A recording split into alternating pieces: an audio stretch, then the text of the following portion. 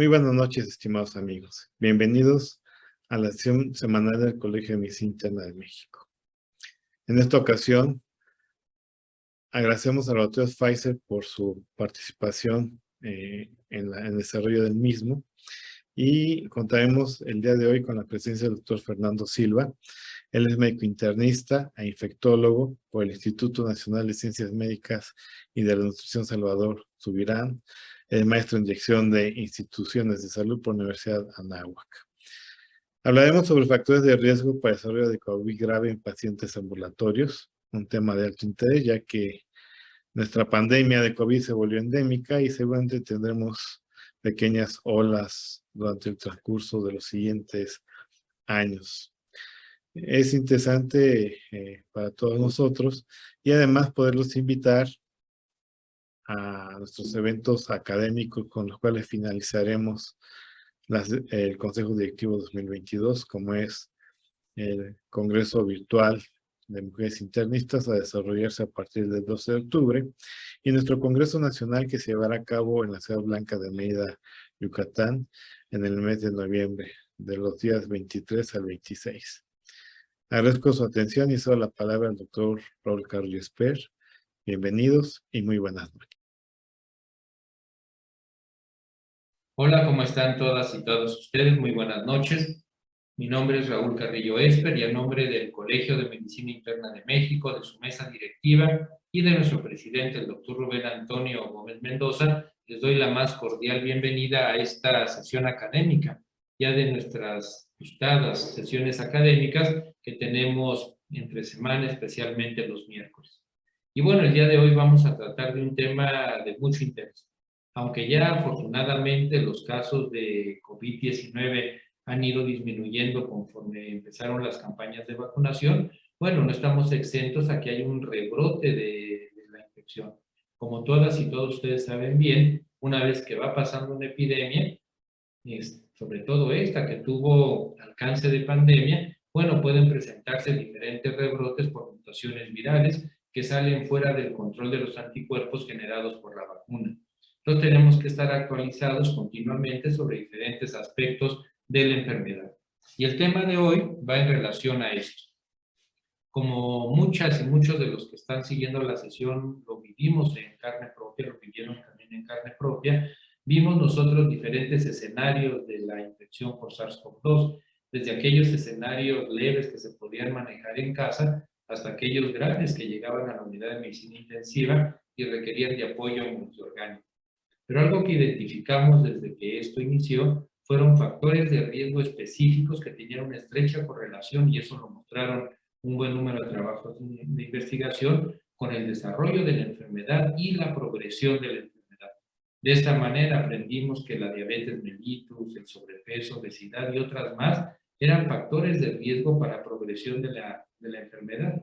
Por este motivo, el Colegio de Medicina Interna de México programó esta sesión, que va a versar en relación a los factores de riesgo para el desarrollo de COVID grave en pacientes ambulatorios.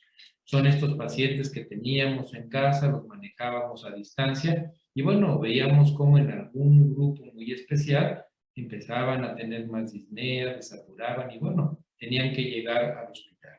Entonces, para hablarnos de este tema de gran interés que como internistas lo vivimos con mucha frecuencia, está con nosotros el día de hoy el doctor Fernando Silva Sánchez. Él es internista e infectólogo, es experto en este tema y bueno, nos va a hablar de este aspecto tan interesante, de estos factores de riesgo que están relacionados a la progresión de la enfermedad, para que de esta manera los tengamos en cuenta y de esto, bueno, podamos nosotros discernir qué pacientes pueden seguir siendo manejados en casa o aquellos que juntan estos factores de riesgo se conjuntan en el paciente y bueno, tenemos que enviarlos al hospital.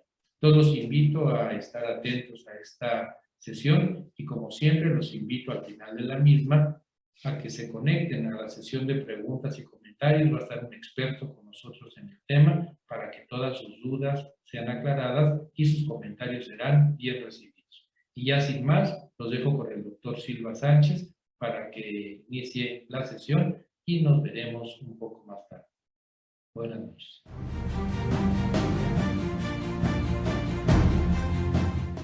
¿Qué tal? Mucho gusto en saludarlos. Agradezco la invitación que el Colegio de Medicina Interna de México ha hecho para que podamos compartir una plática educativa en este foro virtual. Me voy a presentar. Mi nombre es Fernando Silva Sánchez. Yo soy infectólogo internista y actualmente trabajo como líder médico de la unidad de negocios de hospitales en Pfizer. Estoy a cargo del área de COVID, del área terapéutica de COVID-19. Y pues en esta ocasión voy a especificar acerca de un punto muy importante que pues los médicos de primer nivel de atención debemos tener presente con respecto al COVID. Y esto es la identificación oportuna de aquellas personas que tienen factores de riesgo para desarrollar COVID grave, y esto siempre en el entorno ambulatorio.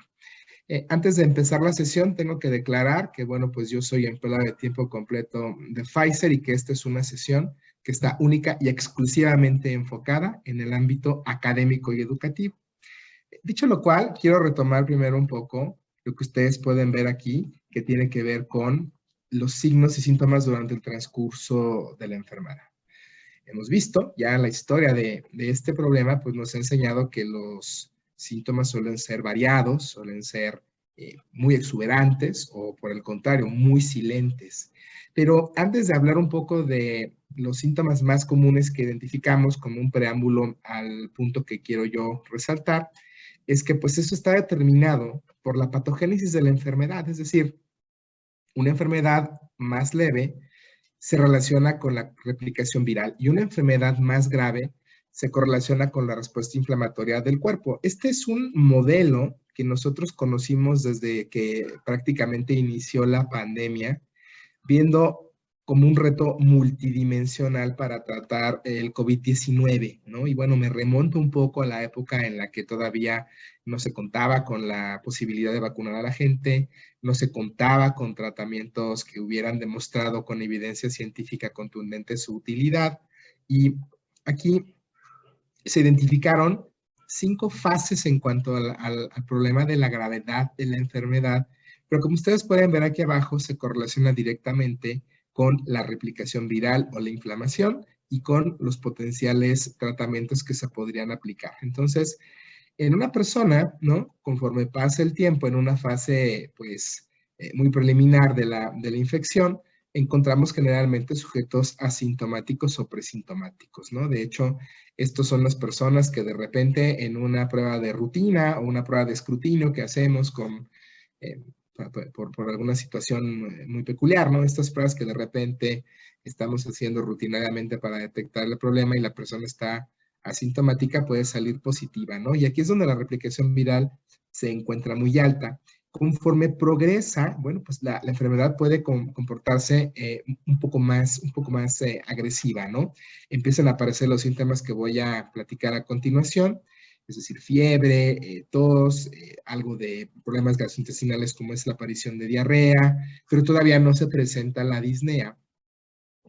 Hemos entendido que una enfermedad moderada es aquella en donde se encuentran ya algunos hallazgos a la exploración física, estertores, empieza a haber algo de dificultad respiratoria, un ataque al estado general mucho más importante, pero la saturación de oxígeno se encuentra todavía conservado por arriba de 94. En México hemos tomado el corte de 92.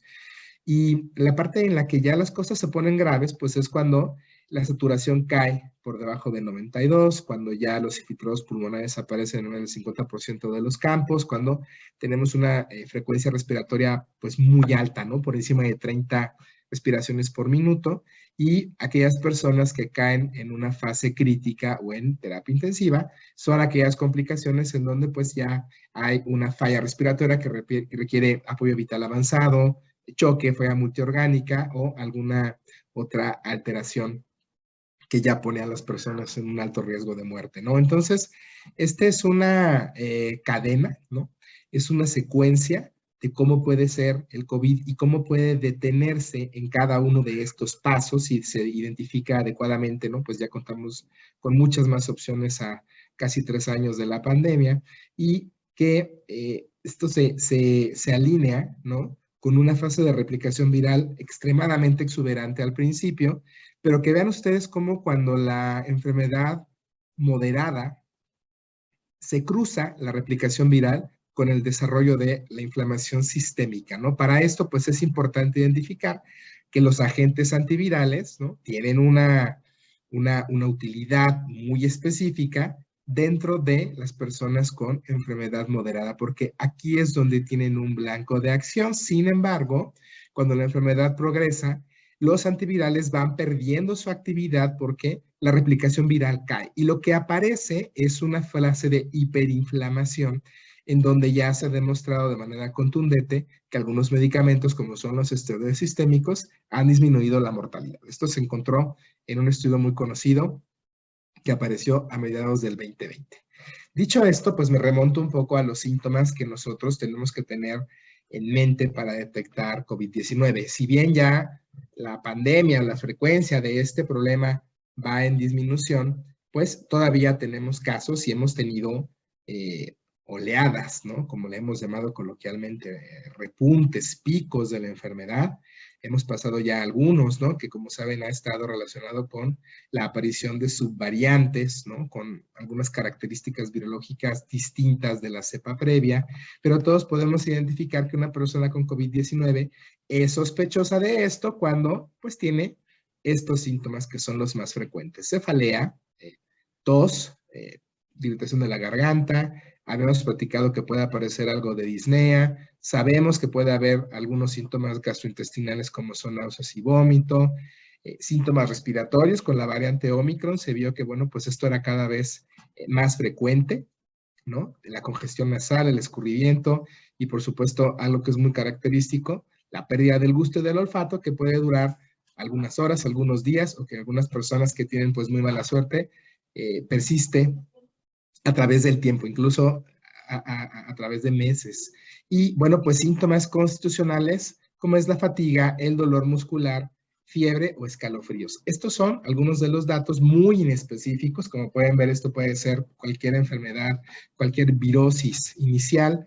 Estamos en toda temporada de influenza, todavía hay COVID, hay muchos otros virus respiratorios que están circulando, pero bueno, ¿qué es lo que tenemos que hacer para saber si esto es COVID? Pues bueno, hacer una prueba, ¿no? Entonces ya hemos platicado mucho acerca de la importancia de la identificación de COVID y de las pruebas, pero me quiero centrar en los espectros de la gravedad, o de este término en inglés que suele traducirse como severidad de COVID-19. Nuevamente, hablamos de que tengan ustedes en cuenta que dependiendo de cuál sea la etapa de gravedad, nosotros podemos tener alguna estrategia terapéutica para evitar la progresión, que una enfermedad leve pase a enfermedad moderada, que una enfermedad moderada pase a enfermedad grave y que una enfermedad grave pase a enfermedad crítica. Yo me voy a centrar a continuación en aquellas personas que se encuentran todavía en este espectro de enfermedad leve a moderada y cuáles son pues algunas observaciones muy específicas que debemos tener todo el tiempo para que no pasen a la enfermedad grave. Obviamente, como toda enfermedad, entre antes ataquemos esta progresión, pues mejores van a ser los resultados o los desenlaces a largo tiempo. Es decir, entre antes nosotros podamos tener alguna intervención para que la enfermedad leve no se haga enfermedad moderada, la enfermedad moderada no pasa a enfermedad grave, la enfermedad grave no pasa a enfermedad crítica, pues bueno, vamos a evitar el riesgo de muerte, ¿no? En este caso, o que una persona con enfermedad moderada tenga riesgo de hospitalización. Los datos que tenemos al día de hoy sugieren que cerca del 80% de los casos son asintomáticos o leves, es decir, 80% de la población sabemos que va a tener una enfermedad con un curso posiblemente muy sintomático, pero que después de algunos días van a recuperar, mejor dicho, no van a progresar, aunque sabemos que existe riesgo de presentar el COVID prolongado o el long COVID, el COVID largo, pero van a recuperar satisfactoriamente, no van a progresar a hospitalizarse o a morir. 15% de los casos en general son aquellos casos graves que requieren hospitalizarse, que están desaturados, ¿no? Quedémonos con el concepto que una persona con COVID grave es aquella persona que tira la saturación por debajo de 92%, ¿no? Y me remonto un poco, pues, a esta idea que todos tuvimos, a este recurso al que muchos tuvimos que recurrir cuando teníamos los hospitales llenos y teníamos afortunadamente personas que estaban desaturando, pero pues que no había lugar en los hospitales y que se atendían de una forma pues muy artesanal en casa, con oxígeno. Ahora hemos entendido que una persona que está desaturada se tiene que ir al hospital. Esto es absolutamente necesario para evitar que pueda morir. Y hay una proporción de 5% de pacientes que desarrollan un problema crítico. Son personas que van a requerir una unidad de cuidados intensivos y, como había yo dicho previamente, conforme más avance la enfermedad, pues más riesgo hay de que estas personas tengan una hospitalización prolongada o que estas personas pasen a una fase crítica en cuidados intensivos y evidentemente que una persona que está en un estado crítico fallezca. Entonces, algunos datos de pacientes que requieren hospitalización que han sido difíciles de estimar es que muchas personas que son asintomáticas pueden no tener una prueba y no confirmarse como infectados. Este es un problema porque generalmente estos son los transmisores, son aquellos que están soltando el virus de una forma muy importante y que pues no contribuyen a la contención. Por eso es que se han tomado las medidas bien conocidas de evitar conglomeraciones, evitar espacios cerrados y utilizar de forma muy juiciosa y bien puesto el cubrebocas para evitar justamente el flush y la salida del virus por el tracto respiratorio. Hay un estudio muy interesante en donde, bueno, se ha visto que la relación de infección-hospitalización es de 2.1, relativamente baja si lo queremos ver así. Sin embargo, esto varía con base con la edad y con la raza. Vamos a platicar un poquito acerca de algunos factores específicos como es la edad y la etnia. De los pacientes hospitalizados, se ha estimado que la mediana de estancia hospitalaria es de aproximadamente 5 días. Casi el 90% de los pacientes se suele recuperar, sin embargo, un poco más del 20% ingresa a terapia intensiva y entre el 16-17% requiere de ventilación invasiva. Sin embargo, hasta el 14% de los pacientes fallecen. Esta cifra es muy variable. De hecho, nosotros pues tenemos conocimiento que en México la tasa de mortalidad y la tasa de requerimiento de ventilación invasiva ha sido mucho más alta. Me quiero centrar ahora en algunas características específicas acerca de los factores de riesgo para COVID grave. Entonces, algunas generalidades. Esta es información que ustedes pueden revisar aquí abajo en la fuente, que es un poco vieja, ¿no? Y yo, pues, especifico que una información vieja es aquella en donde, con el paso tan rápido de cómo se movió la generación de data y cómo fuimos avanzando con respecto a opciones terapéuticas y mayor conocimiento de la enfermedad, hablar de algo de 2019 en los albores del 2023, pues es algo todavía como si ya hubiera pasado mucho tiempo, ¿no? Y ahorita vamos a ver la diferencia de lo que hemos identificado con respecto a 2019 y 2022. Se sabía en ese entonces que el hecho de tener más de 85 años, ¿no? Y un riesgo muy incrementado a partir de los 50 años, ya los ponía en esa categoría, ¿no? O sea, aquellas personas que tenían una edad mayor de 50 años estaban en alto riesgo, pero aquellas personas que tenían más de 85 años tenían el riesgo más alto. Se habla también del grupo de personas con condiciones o con comorbilidades, como ustedes las pueden ver aquí, es decir, cáncer, cualquier problema orgánico crónico, fallas, enfermedad pulmonar, problemas neurológicos, psiquiátricos, diabetes. Muy importante destacar, obesidad, hipertensión y cualquier trastorno inmunológico que les pudiera conferir este riesgo, es decir, inmunosupresión primaria, uso de esteroides sistémicos, trasplante de órgano sólido. El embarazo, por supuesto, pues tiene también una relevancia muy alta. No solamente la mujer embarazada tiene mayor probabilidad de complicarse, sino que además tiene una mayor frecuencia de partos prematuros y otros desenlaces desfavorables relacionados con el embarazo, comparativamente con aquellas personas embarazadas que no tienen COVID. Es una población muy característica, una población pues muy difícil de evaluar, porque pues, es un binomio, ¿no? Entonces, esto es muy importante porque toda aquella intervención que nosotros hagamos no va dirigida solamente hacia la mujer, sino por supuesto hacia el feto. Entonces, es complicado evaluar aquí riesgo-beneficio de las intervenciones hasta que no se tengan estudios un poco más amplios, ¿no?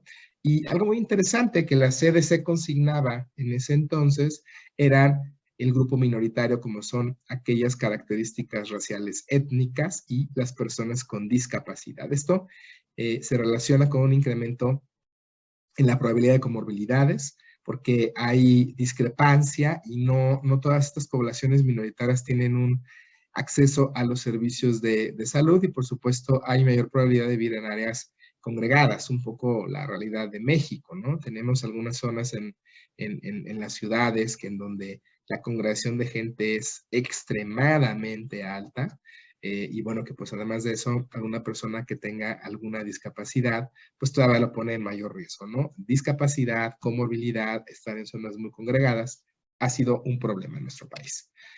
Ahora bien, vemos un poquito más lo que se fue modificando para 2022, y entonces ya contamos nosotros con información de la CDC, que nos hablan de cuáles son los resultados graves de COVID-19. Son 4. Una persona con COVID grave tiene un desenlace fatídico, si se hospitaliza, si ingresa a cuidados intensivos, si requiere intubación o ventilación mecánica y por supuesto si fallece, ¿no? Estos son los 4 desenlaces que desde el principio de la pandemia a los clínicos nos interesó tanto reconocer y buscar opciones para evitarlos, ¿no? Entonces, ¿cuál es el punto en el cual podemos evitar estos desenlaces tempranamente? Lo vamos a ver a continuación. Hacer una prueba en una persona que tiene síntomas o que se detecta como posiblemente infectada por SARS-CoV-2 e identificar tempranamente los factores de riesgo que los pueden poner como predisponentes para desarrollar una enfermedad grave. Entonces, revisemos un poquito más lo que dicen. Fíjense ustedes bien cómo ya para la actualización del siguiente año la CDC pone que el factor de riesgo más importante para desarrollar COVID grave es contar con 65 años. Acaba de salir un estudio retrospectivo en Israel en donde se identificó que las personas de más de 65 años, concordantemente con lo que el CDC aquí asignaba, pues tienen un riesgo muy alto de complicarse.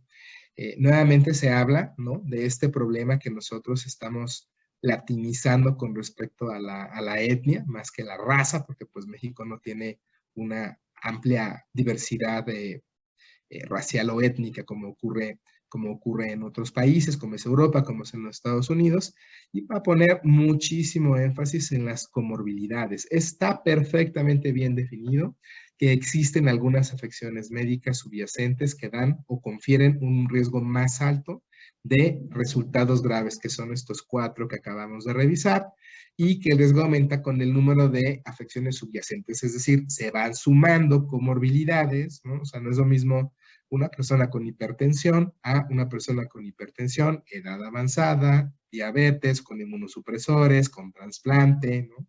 Todo eso pues va abonando a que el riesgo sea cada vez más alto. Ahora bien, vamos a mostrar también ahora información muy reciente acerca de los factores de riesgo para progresión o alta progresión a COVID-19 grave, ¿no? Incluyendo, por supuesto, los desenlaces de hospitalización o muerte. Vean ustedes cómo el riesgo de COVID-19 grave aumenta a medida que incrementa el número de comorbilidades en una persona. Esta es una revisión, es un metaanálisis o revisión sistemática donde se encontraron todos los factores de riesgo que ustedes pueden encontrar aquí o que están ya descritos. Hubo una evidencia sólida o muy suficiente para reconocer que estos son factores de riesgo para desarrollar COVID grave. Y evidentemente, como decía hace un momento, conforme estos se van sumando, pues la persona tiene mayor riesgo de hospitalizarse o de morir. Asma, cáncer, enfermedad cerebrovascular y todo aquello que tenga que ver con aterosclerosis, ¿no? Un problema que desarrolle eventos tromboembólicos en todos los niveles, ¿no? La enfermedad renal crónica, que de manera anecdótica sabemos en México que ha sido un alto predictor de mortalidad, ¿no? Según hemos visto en datos de hospitales que aún no he visto publicados, pero que sabemos que las personas con enfermedad renal crónica tenían una alta frecuencia de desenlaces graves.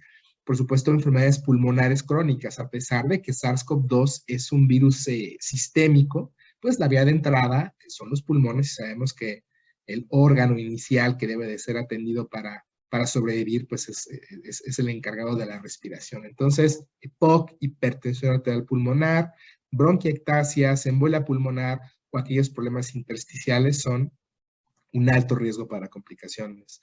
Todo aquello que tenga que ver con enfermedad hepática crónica, sabemos que en México por el problema de sobrepeso y obesidad hay una alta frecuencia de hígado graso no alcohólico, inclusive también de hígado alcohólico, esteatohepatitis, incluso cirrosis. Entonces, aquí queda una perspectiva. Una persona que tiene obesidad no es solamente la obesidad, como dice acá, es también la diabetes, es también el problema de aterosclerosis, es el problema del hígado. Hay que poner especial atención a aquellas personas que tienen un problema bien reconocido de obesidad en la evaluación clínica. Es decir, el gordito no solamente por estar gordito está en riesgo porque tiene muchas más comorbilidades que no estamos nosotros detectando de primera intención. Entonces, seamos clínicos muy acuciosos para buscar alteraciones de las pruebas de funcionamiento hepático, algún problema también asociado con hipertensión arterial, con diabetes, y por supuesto, pues también la predicción de los problemas cardíacos y cerebrovasculares, ¿no? En este caso, pues ellos enuncian también cardiomiopatías e insuficiencia cardíaca. Algo muy interesante es que también aquellos problemas por déficit de atención, parálisis cerebral, malformaciones congénitas, limitaciones con el autocuidado o actividades de la vida diaria, ¿no? Por eso habíamos visto que también se vislumbraba que la discapacidad física fue un factor de riesgo, discapacidad intelectual del desarrollo. Esto tiene que ver, pues, obviamente no solamente con que merman las condiciones físicas de salud, sino que además son personas que no son autosuficientes, ¿no? Entonces, todo eso sabemos que involucra una atención específica, un cuidador, algunas otras actividades extra que se les tienen que hacer. Entonces, identificado que esto también es un factor de riesgo. El VIH, curiosamente, se ha visto que una persona que está en adecuado control virológico e inmunológico prácticamente tiene los mismos desenlaces que una persona que no lo tiene. Pero, bueno, sabemos que no todas las personas están con carga viral indetectable y con CD4 elevados. Entonces, aquellos que no se encuentran en este control por completo, pues pueden tener complicaciones graves, ¿no? Los trastornos de salud mental, aquí se incluye la depresión y la esquizofrenia, ¿no? La demencia, ya platicamos de la obesidad, inmunodeficiencias primarias de las cuales ahorita voy a mencionar yo algunos datos interesantes, ya dijimos del embarazo, fíjense la inactividad física, ¿no? Aquellas personas que no tienen en mente la realización cotidiana o secuencial de un programa de ejercicio, que no tiene que ser necesariamente de tener un entrenamiento formal o ir al gimnasio todos los días, sino simplemente, como dice la OMS, más de 5 horas a la semana de actividad física acumulada, es decir, con una buena caminata que sume 5 horas a la semana es suficiente. Por debajo de eso se considera que hay también un factor de riesgo, ¿no? La tabacosis o tabaquismo, incluyendo el tabaquismo anterior, el trasplante de órganos sólidos, la tuberculosis, ¿no? Porque sabemos que la tuberculosis es una enfermedad sistémica que consume a la gente, que también los lleva a un estado de inmunodepresión asociada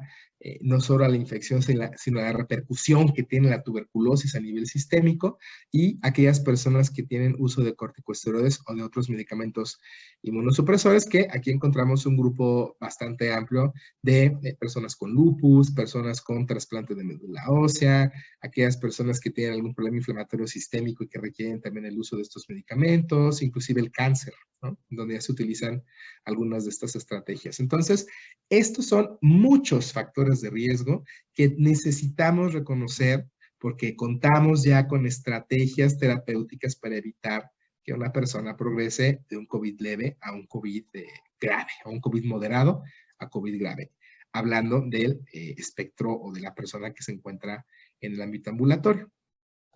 En cuanto a qué respalda la evidencia con mayor riesgo, pero no con la robustez que nos proporciona una revisión sistémica o un metaanálisis en forma, pues bueno, eso está sustentado por estudios de cohorte, casos y controles, estudios transversales, es decir, revisiones sistemáticas disponibles para algunas afecciones, inclusive en niños, ¿no? Entonces, se ha visto también que el sobrepeso, ¿no? O sea, no tiene una persona que estar por encima de 30 de índice de masa corporal, pero ya estando por encima de 25, ojo, también ya hay un riesgo de complicarse. La drepanocitosis, la enfermedad de células falciformes, que bueno, pues no es tan frecuente en México, ¿no? Sabemos que esta es una enfermedad que afecta particularmente a afrodescendientes. Sabemos que hay zonas en donde está muy congregada esta etnia en México, donde se afectan por la enfermedad de células falciformes. Igual las talasemias no parece ser tampoco un problema demasiado frecuente en nuestro país, pero sí el trastorno por uso de sustancias. Y sabemos que cada vez hay un incremento en el uso de este tipo de sustancias de forma recreativa, no solamente en personas jóvenes, sino también en adolescentes y en adultos mayores. Entonces, la dependencia y el abuso de sustancias que pudiera también complicarse es un factor de riesgo que tiene un sustento de evidencia poco menor que el metaanálisis, pero suficiente también para considerarlo. Y aquellos en donde la evidencia es mixta, que ninguno de estos dos concluye, pues bueno, es un problema muy específico de deficiencia de alfa-1 antitripsina, ¿no? Pensaríamos que siendo esto una afección pulmonar también tendría algún problema, la afección hepática pareciera que lo es, pero no se ha visto que ni la hepatitis ni la hepatitis C sea concluyente, y de hecho en estas revisiones no tanto la hipertensión, cuando se consideraba que la hipertensión per se también era un problema de riesgo. Pero, nuevamente, los invito a pensar que la hipertensión se asocia con el obeso, con el diabético, con la persona que ya tiene incluso un problema de enfermedad renal crónica. Entonces, si bien la hipertensión está de alguna manera un poco soslayada, por así decirlo, hay que considerarla como parte del combo, ¿no? Entonces, muchísimo ojo. Aquí yo creo que la invitación es a que siempre se haga una evaluación completa del paciente, ¿no? Otra vez, no solamente ver a un gordito, como decimos, sino ver todo el espectro de comorbilidades que una persona con obesidad puede y suele llegar a tener.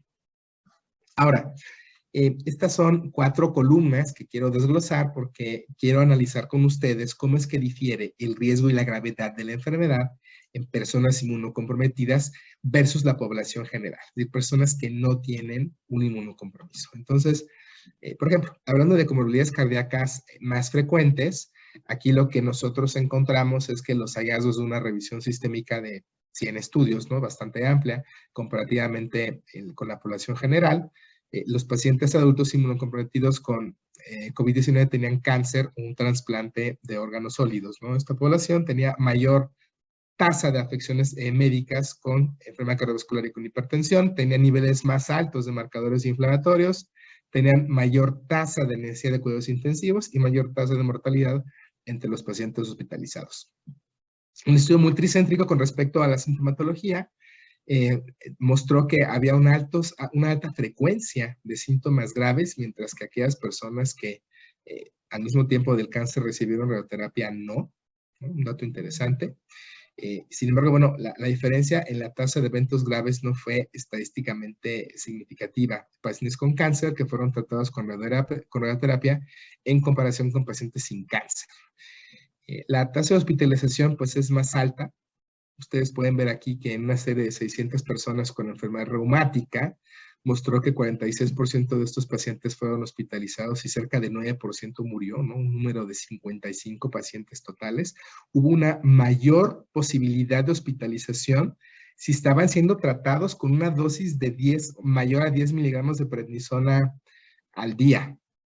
Una dosis que ya va por encima, ¿no? De lo que de manera comparativa con la producción endógena cotidiana de esteroides ocurre, ¿no? Y es una dosis inmunosupresora. Cuando estaba por encima de más de 10, no contamos con el rango de si había más mortalidad si la dosis de prednisona iba más alta.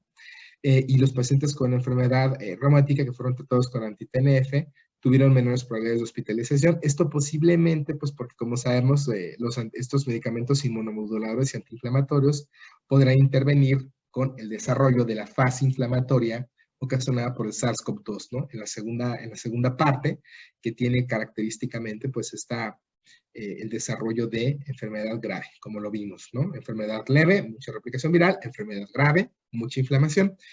Y en adultos, en realidad, es muy infrecuente encontrar alguna inmunodeficiencia primaria. Son grupos muy poquitos, ¿no? Entonces, este es un esfuerzo bastante bueno que se hizo con respecto a revisar la hospitalización y desenlaces en personas con inmunodeficiencia primaria. La mortalidad, sin embargo, fue casi del 40%, ¿no? La inmunodeficiencia primaria más frecuente fue la variable común. Esto incluso pues se asoció también con algunas comorbilidades que están relacionadas con la propia inmunodeficiencia, los tratamientos y el paso del tiempo, cardiovasculares, diabetes, EPOC, ¿no? Y por supuesto, lo que más se asoció con la mortalidad fue enfermedad pulmonar crónica. Entonces, vean ustedes cómo hemos identificado grupos muy específicos en donde está perfectamente demostrado con datos recientes que la mortalidad es más alta. Ahora bien, en cuanto a la edad y las comorbilidades, esta es una tabla muy bonita, en donde lo que nosotros vemos es cómo va incrementando la razón de riesgo de muerte para grupos de edad seleccionados. Aquí vemos algunos intervalos y las afecciones o comorbilidades subsecuentes. Entonces, este es un estudio enorme. Como ustedes pueden ver, es más de 500,000 de personas hospitalizadas con COVID-19, que vean ustedes cómo, conforme la edad avanza, la razón de riesgo es mucho más alta. Hemos dicho que las personas que tienen más de 85 años tienen una razón de riesgo de 10. Pero vean ustedes cómo el riesgo empieza desde los 50 años. O sea, entre 50 y 64 años, el riesgo es de 4.3. Está en 6.7 antes de los 74 años. Está en 8.5 por ahí de los 84. Y la persona que tiene más de 85 años, pues está con un muy alto riesgo de morir. Y vean ustedes cómo cada una de las comorbilidades per se también da una razón de riesgo. O sea, está por encima de 1 para obesidad, para diabetes, para problema renal crónico, para problema pulmonar, los trastornos neurocognitivos, que en México y bueno, en todo el mundo tenemos una deficiencia muy importante en reconocerlos y darles la atención necesaria, ¿no? Y vean, aquí está perfectamente demostrado en esta evaluación transversal que tiene prácticamente la misma razón de riesgo que una persona con diabetes complicada o una persona con un problema renal crónico. Esto es muy importante que lo evaluemos. Y por supuesto, aunado a lo que comentábamos hace un momento, ¿no? Que nunca viene sola la obesidad y la diabetes, problemas de aterosclerosis coronaria y otro problema cardíaco. Entonces, todo esto se puede ir sumando individualmente para añadir riesgo de mortalidad en las personas que fueron internadas. Aumenta, ¿no? Por ciertas afecciones, ¿no? Múltiples condiciones médicas subyacentes también aumentan el riesgo. O sea, esto se puede ir sumando, como les decía hace un momento. La obesidad, la diabetes con complicaciones, la ansiedad y los trastornos relacionados con el miedo tuvieron la asociación más fuerte con la muerte en pacientes con COVID-19, y como podemos ver aquí, el riesgo aumenta con la edad. Entonces, ¿quiénes son los pacientes más vulnerables? Quienes están haciendo cada vez más viejos, bueno, quienes nos estamos haciendo cada vez más viejos, ¿no? Porque no es que no es que uno no envejezca, ¿no? Pero sumen a esto problemas como la obesidad y como los problemas de comorbilidades en cada caso.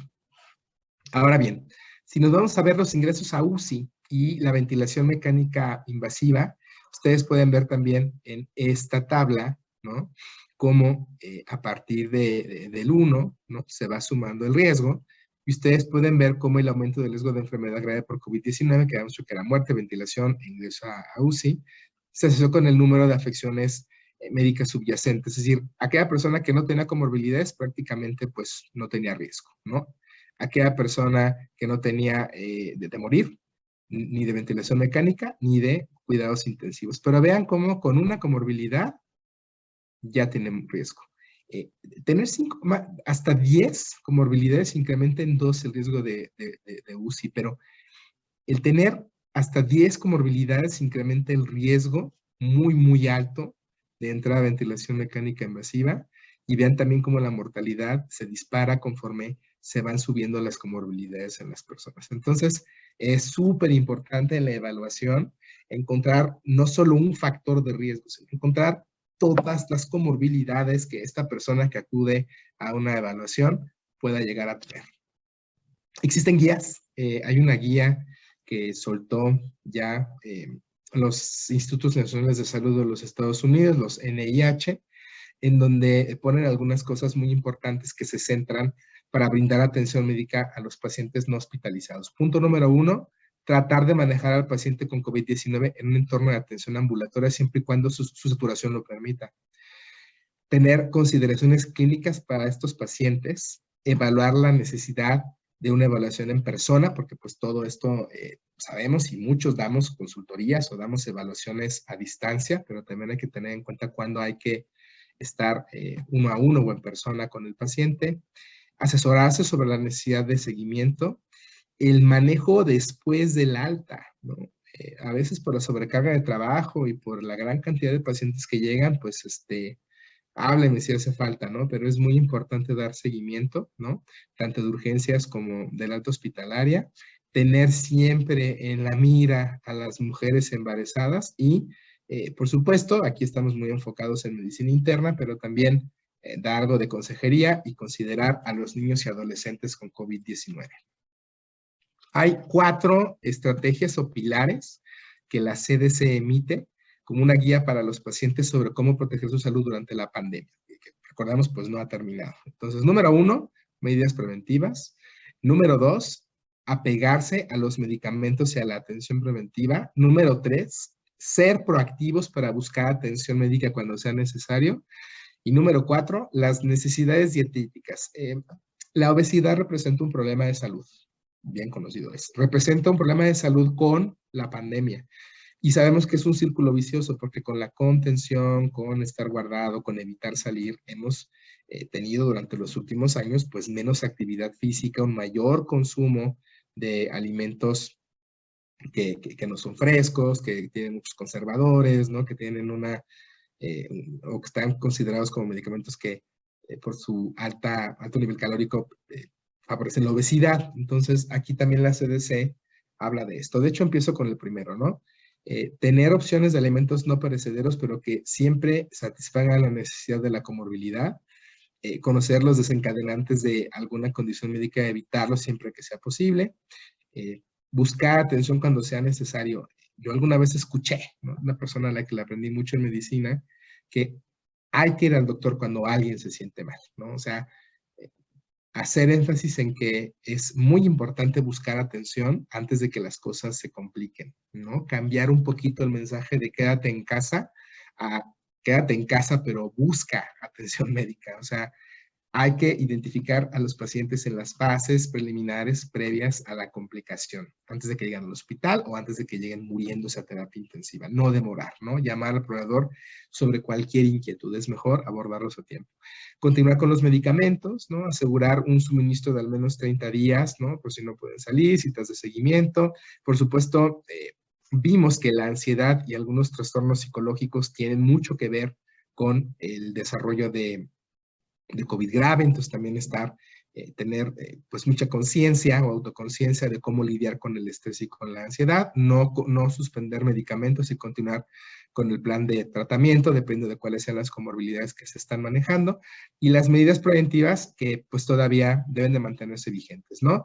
Mantener el esquema de vacunación al día, utilizar bien el cubrebocas cuando sea necesario, evitar salir a espacios mal ventilados, a las aglomeraciones, cuando sea pertinente, pues hacer una prueba de COVID-19, ¿no? Si estuvo alguien en contacto con un caso confirmado o en caso de síntomas, el frecuente lavado de las manos, el tener precauciones cuando uno estornuda y tose y estar monitorizando de manera holística la salud cotidianamente. Ya para ir cerrando, pues bueno, solamente quiero dejar sobre la mesa que a partir de la entrada de los medicamentos antivirales que han demostrado utilidad para evitar la progresión, hospitalización o muerte en personas identificadas con alto riesgo, pues en México la CENAPRESE, en conjunto con el programa que está a cargo en el gobierno de la atención de COVID-19, emitió las recomendaciones o definió cuáles eran las personas candidatas a recibir la terapia antiviral. Entonces, esta está disponible en esta liga que ustedes pueden ver en la parte inferior. Este es el lineamiento operativo para el uso de emergencia del antiviral nirmatrelvir con ritonavir en grupos de riesgo para COVID-19 en México. Son dos poblaciones, aquellas personas que tengan supresión inmunológica grave, definida como esta que está aquí, y aquellas personas que tengan más de 65 años, independientemente de que tengan un esquema de vacunación completo. Estos lineamientos han estado modificándose poco a poco y pues yo lo que les recomiendo es que los vayan revisando en esta liga, ¿no? Que se actualiza de forma frecuente para conocer cuáles son los criterios que se van abriendo conforme a la acceso y administración del antiviral. Entonces, ya para cerrar, espero que, bueno, la información actualizada sea de mucha utilidad. Punto número 1, evaluemos bien a los pacientes, ¿no? Es una persona con síntomas, hay que hacer una prueba, sale positiva, hay que hacer una evaluación muy completa porque ya vimos que no viene solito un factor de riesgo, puede venir con varios. Entonces, es muy importante identificar precozmente el COVID en pacientes vulnerables y con riesgo de complicaciones. Ya vimos que hay algunas comorbilidades que per se son predictores de ingreso a UCI y de muerte, ¿no? Veíamos la falla renal, la edad muy avanzada, la obesidad. Entonces, hay que tener en cuenta esto y hacer la identificación de estas personas para poner un plan integral de salud. Punto 2. Ya en México se cuenta con acceso en las instituciones públicas a antivirales, entonces también es muy importante tener el conocimiento de esto y que se pueda encadenar a la atención con antivirales cuando se reúnan los criterios de una persona que tiene riesgo de complicaciones. Y finalmente, pues bueno, llevar a cabo un seguimiento individualizado y hacer consejería en cada uno de los casos. Entonces, bueno, pues esta es la presentación que preparé con muchísimo gusto para compartir con ustedes en este foro. Ahí les dejo mis datos para cualquier duda, para cualquier aclaración o para cualquier situación que ustedes quieran llegar conmigo, pues ese es mi contacto. Les agradezco mucho su presencia.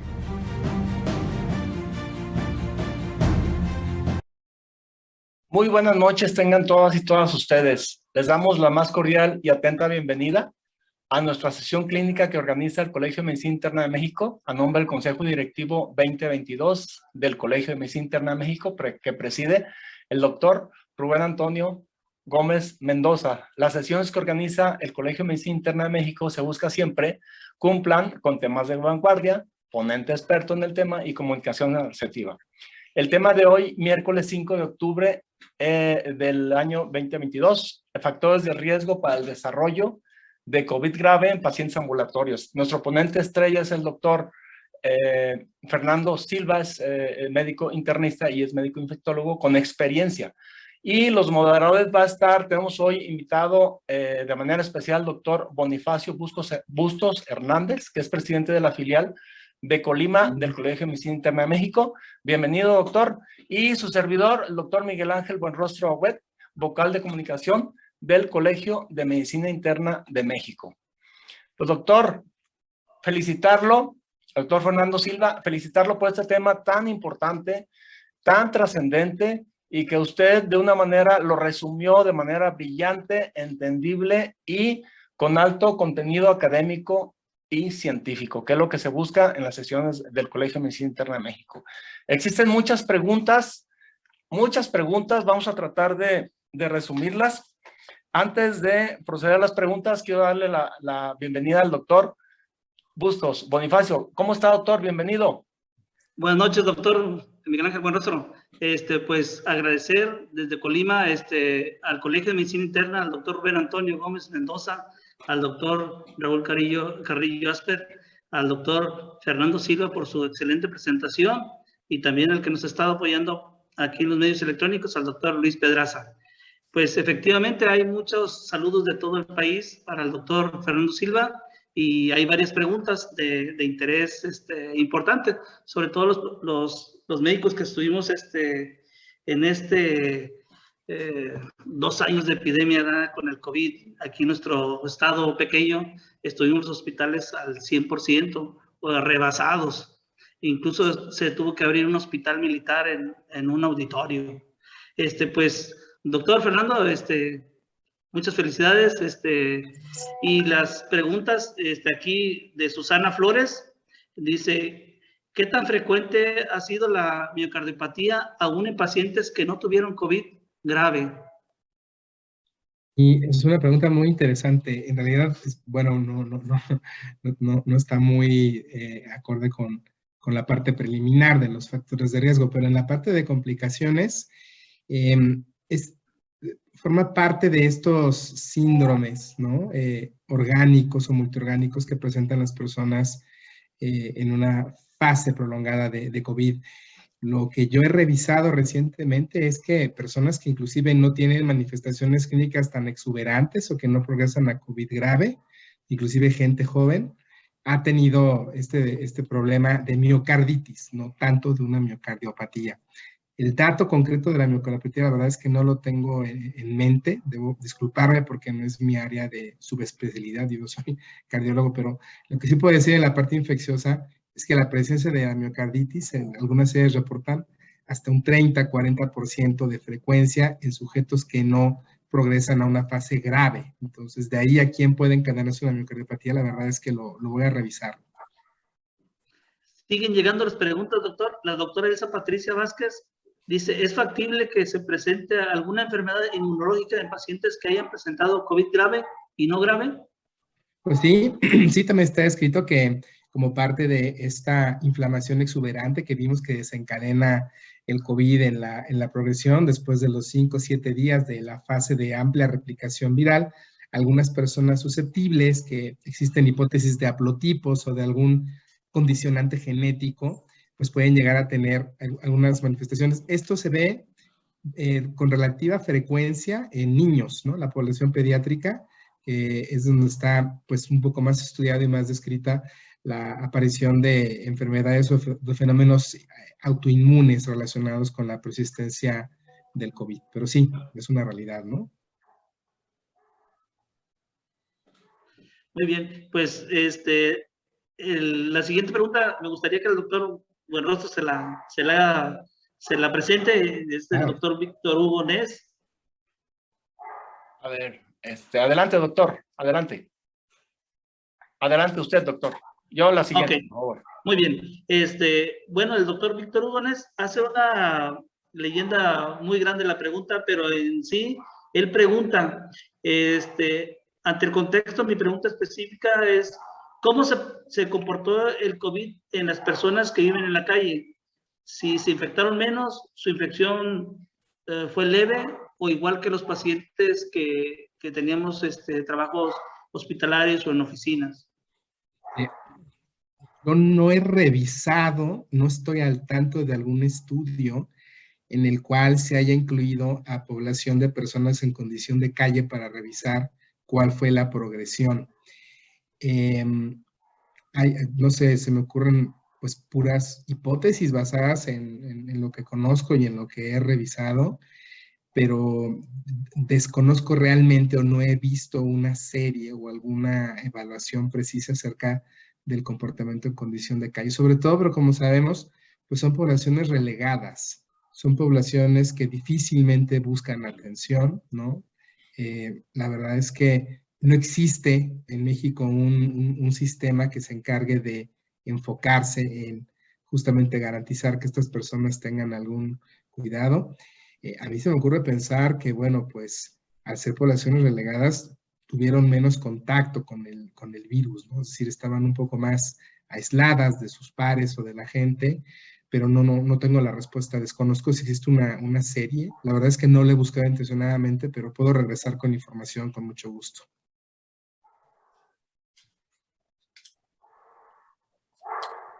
Muchas gracias. Muchas gracias, doctor Fernando Silva. La respuesta así es difícil. Pensaríamos que no tienen acceso o no acudieron de manera normal a pesar de la invitación, que acudieran a las pruebas, pero sí, efectivamente necesitamos ver un estudio, aunque sea observacional, para poder darle respuesta a esta población vulnerable. Es muy importante esa pregunta. Pues, doctor Fernando, estamos hablando dos variables, dos parámetros. Factores de riesgo para COVID grave en el paciente ambulatorio. Es que es muy importante su tema, porque gracias a esta sugerencia del tema y gracias a su presentación, estamos con la posibilidad de disminuir personas que tienen factores de riesgo, pero en este momento no tienen COVID grave, disminuir el paso a COVID grave, entendiendo que COVID grave es hospitalización y el crítico, bueno, terapia intensiva, intubación y todo lo que ya sabemos. Es demasiado importante su tema, doctor, y qué bien que lo explicó con todos esos factores de riesgo que ya nos compartió. Existen muchas preguntas. Antes quiero compartirle la felicitación de 636 asistentes en este momento y nos visitan de Bolivia, del país de Perú, Ecuador y El Salvador, donde les enviamos un atento saludo. Claro que sí. Pues existen muchas preguntas, doctor, y usted obviamente el tema lo redujo de manera brillante, de manera asible, entendible, para promover esos factores de riesgo. ¿Qué factores de riesgo?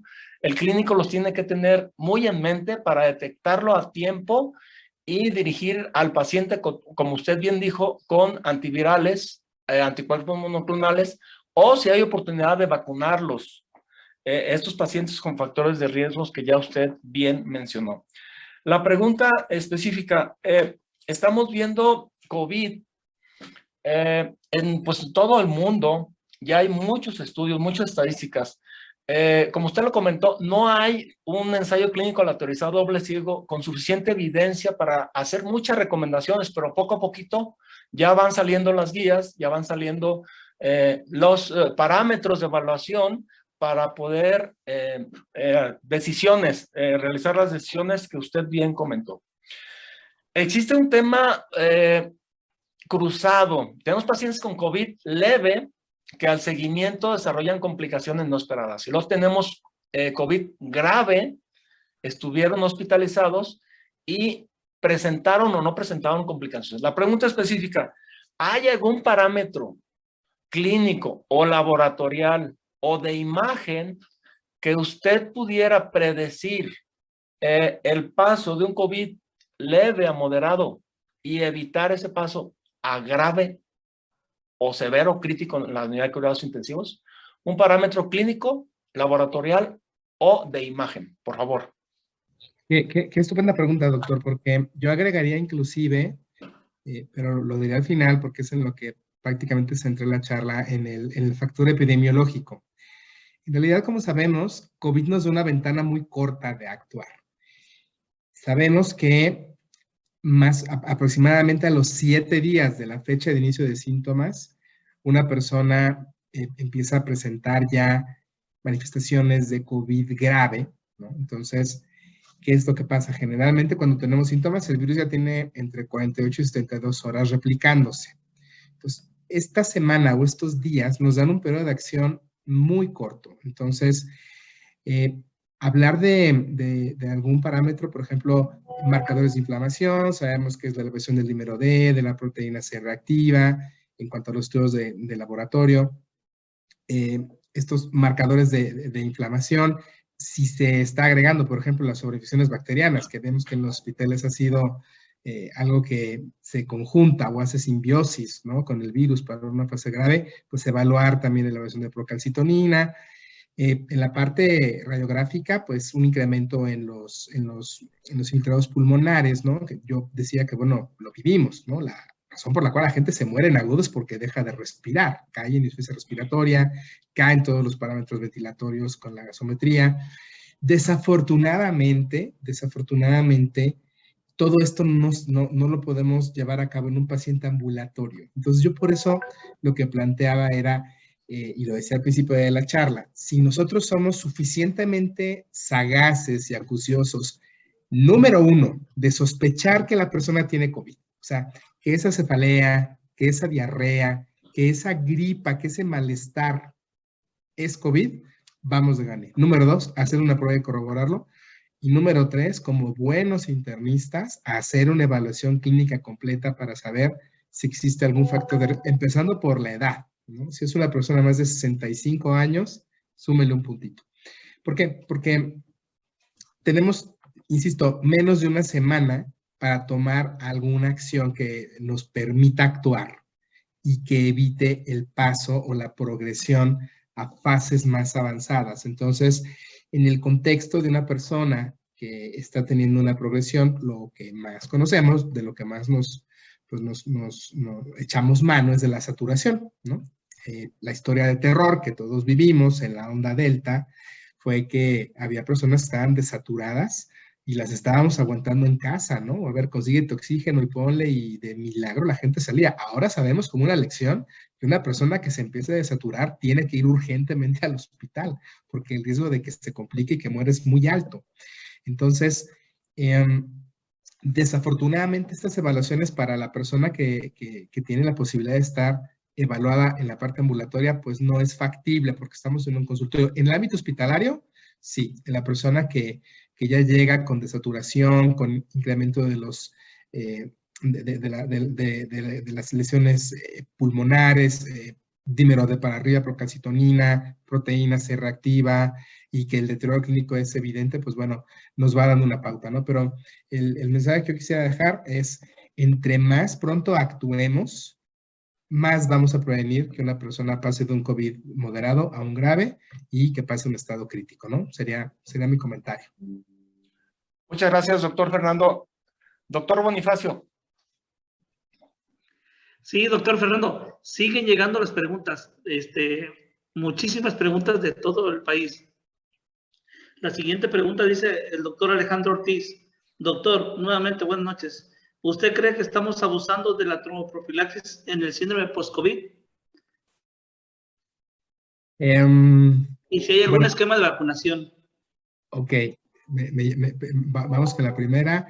En cuanto al abuso, pues no sé qué tan frecuentemente estén utilizando la tromboprofilaxis. Yo creo que lo importante aquí es remontarnos a lo que los lineamientos que ya incluso el Seguro Social o el gobierno ha emitido para manejo de las complicaciones de COVID, no solo las complicaciones de COVID, sino todo lo que rodea al COVID grave. En mi opinión, no podría emitirla. No sé qué tanto se está utilizando la tromboprofilaxis. Yo desearía que fuera la adecuada.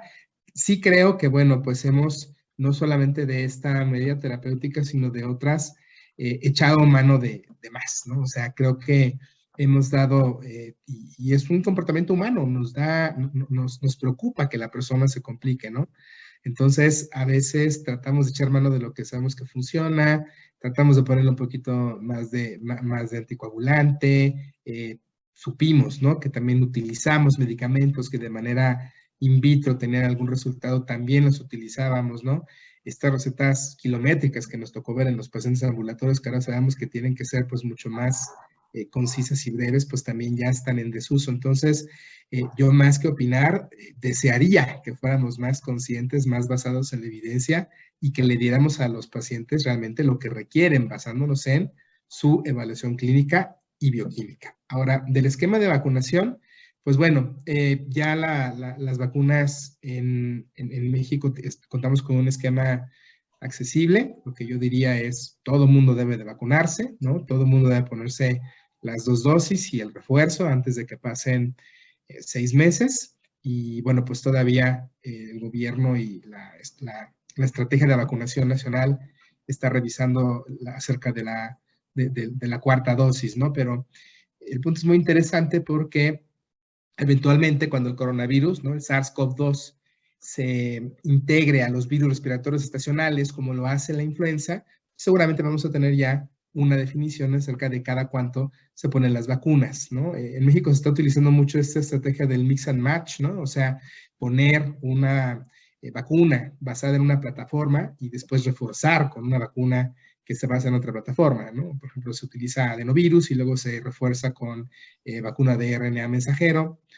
Hay evidencia acerca de esto, pero el punto clave aquí es, estamos apenas conociendo, o sea, si vemos, parece que ha pasado mucho tiempo, pero van apenas 2 años, entonces todavía falta un trayecto para saber cuál o definir específicamente cuál va a ser el esquema de vacunación que se va a quedar cuando el coronavirus y por supuesto integrándose a los virus estacionales, esperamos que tenga pues una tasa de ataque menos grave que como ha pasado con la fase pandémica, ¿no? Por la presencia de anticuerpos, de inmunidad de rebaño, aunque no sean específicos ante nuevas subvariantes, pues van a proteger de manera general a la población.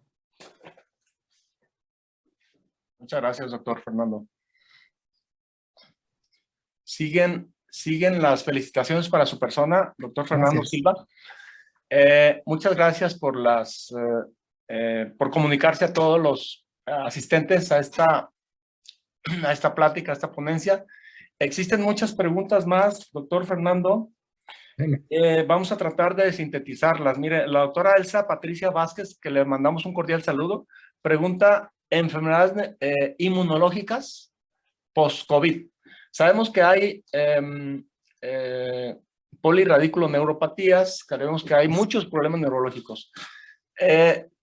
¿Qué nos puede decir usted respecto a la aparición de una enfermedad autoinmune posterior a la infección por COVID?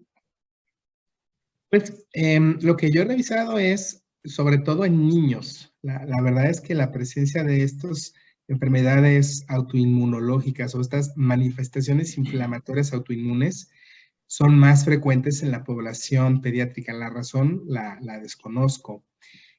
Pero hablando no solamente de estas manifestaciones tan exuberantes, sí sabemos que el COVID prolongado, basándose en la persistencia de la inflamación, pues está relacionándose, por ejemplo, con el síndrome de fatiga crónica, se está manifestando mucho con alteraciones neuropsiquiátricas, ¿no?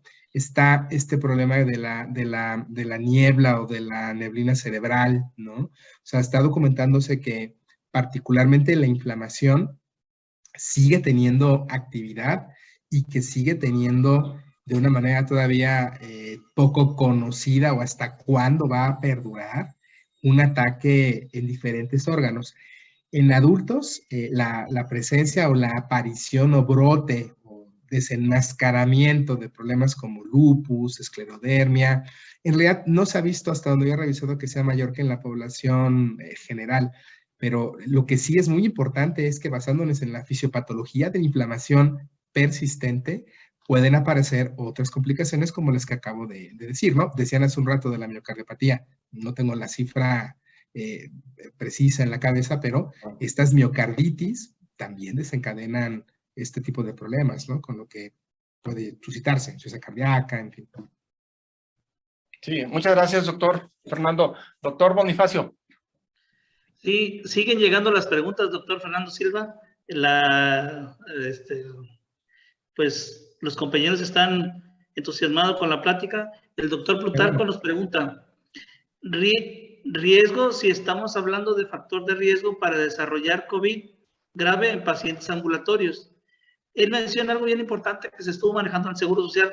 Se conoce el riesgo relativo de ser manejado como si fuera un paquete, como todos los pacientes que se incapacitaron en el IMSS, de lejecitos debido a la imposibilidad de verlos a todos en físico. Ya ve que se les daba indicaciones, o ya tenían un kit de medicamentos analgésicos, antibióticos. Sí. A ver si entendí la pregunta, la voy a tratar de refrasear.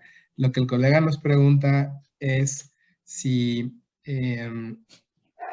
lo que entiendo de la siguiente manera, la evaluación que se hizo con el COVID, que nos obligó a hacer pues mucho más breves, o inclusive evaluar a los pacientes por videollamada o llamadas, es una.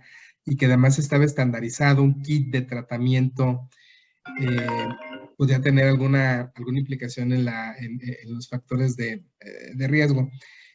Yo creo que, y lo digo siempre que me toca hablar de COVID, creo que